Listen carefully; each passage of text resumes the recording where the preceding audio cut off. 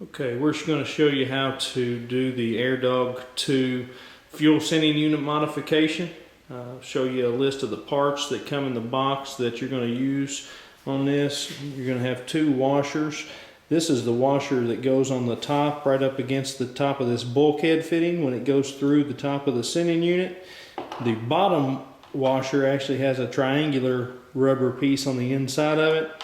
The nut that'll screw it on, make it tight, couple of lock washers for your tube, your suction tube, a metal suction tube, so no flex. You'll have a little bottle of Loctite. You'll need a 13/16 wrench, a 7/8 wrench, a 9/16 drill and bit, and this is what size?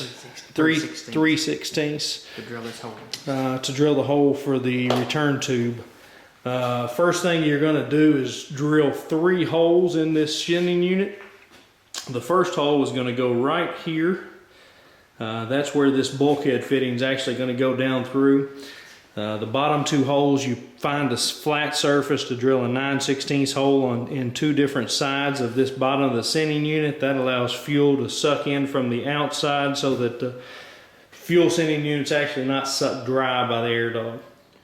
Alright, we've drilled our 3 holes. We've got a hole on the side. You come up 1.5 inches from the bottom, drill your 9/16 hole here. Opposite side, up 1.5 inches, drill 9/16 hole. And in your top, for where your bulkhead fitting is, we drilled our 9/16 hole there. Our next step is to, this is a sending unit that has the pump in the tank, so we like to remove the pump so it gives more area for more volume of fuel down inside the sending unit.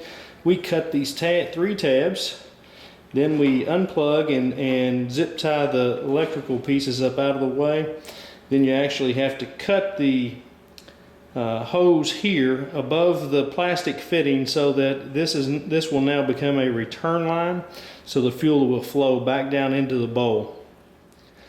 As you can see, we have now removed the fuel pump from here, leaving a lot bigger space for fuel down inside the sending unit. We've also cut and removed over to the side our hose here, zip tied it with 2 zip ties. It's aimed directly down into the fuel bowl for the return fuel. We've also mounted this square mounting bolt on the side. You had to drill a 3/16 inch hole through the side here and install this. It's a 9/64 hex head to install that. Our next step is to take our bulkhead fitting. We've got Loctite on this bulkhead fitting screwed in here. The circular washer goes on top. It simply fits down into the top hole that we drilled. Then we take the washer with the rectangular portion in the center and the lock nut, put them on and zip it up from the bottom side. As you can see here, we've installed the bulkhead fitting and tightened it up. It is pointing directly across the top of the electrical fitting. We then installed our tube. You need to make sure this tube seats all the way across against the bottom. There's actually a little piece down inside the tank that you want to make sure that your open holes are pointing out away from the piece, the square portion down inside this tank. The instructions actually say to put Loctite on here so that it seals the plastic hose to the tube, and on the top to seal the plastic hose to the tube.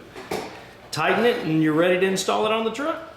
As you can see here, we've reinstalled our tank after installing our new sending unit, doing the modifications on the sending unit. We installed the tank, hooked the fittings up to the fuel delivery side, the return line side. Just left the hoses real long and ran them up towards the pump. Here we have our AirDog installed, mounted to the frame. There's 2 plates that mount the AirDog to the frame. There's 1 bolt here that bolt the 2 plates together.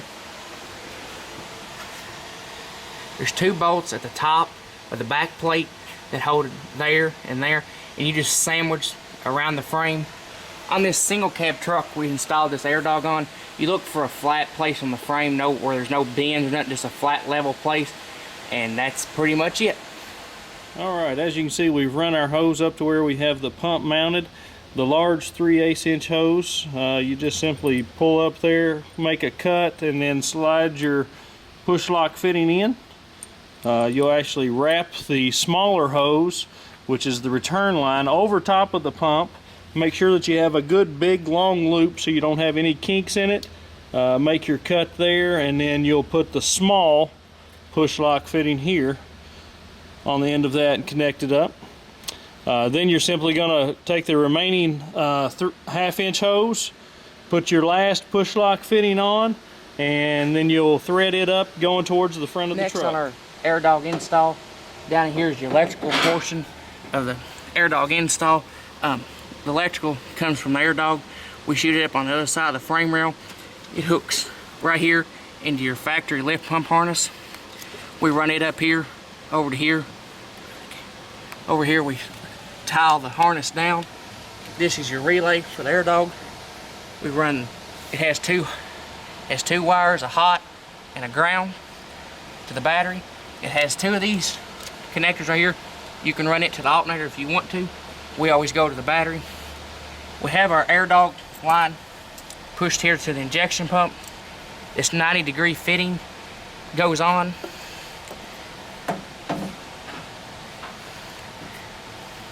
This fitting here goes inside the injection pump, right down in here. The Schrader valve is what was on there. I've done taken it off. It's a 17 millimeter. This fitting that goes inside the injection pump is a 13/16. Put that in the injection pump. Your fitting here on your 90 degree is a 7/8, and just bleed your